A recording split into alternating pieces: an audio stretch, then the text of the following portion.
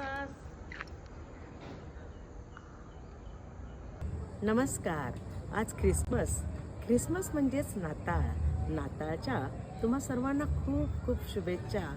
आपण नाताळ किंवा ख्रिसमस का साजरा करतो याबद्दल मी तुम्हाला थोडक्यात माहिती सांगते.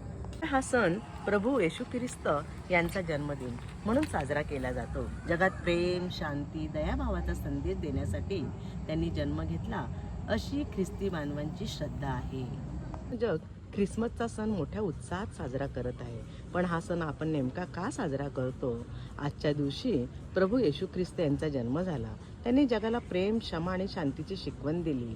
त्यांच्या स्मरणाप्रित्यर्थ दरवर्षी 25 डिसेंबरला नाताळ साजरा केला जातो. नाताळ म्हणजे फक्त सुट्टी किंवा सांताक्लॉज नाही, तर हा सण आहे माणुसकीचा आणि आनंदाचा. घराघरात सजवलेला ख्रिसमस ट्री, गोड केक, एकमेकांना दिलेल्या भेटवस्तू आपल्याला आनंद तर देतात, पण त्यासोबत गरजूंना मदत करण्याची प्रेरणाही देतात.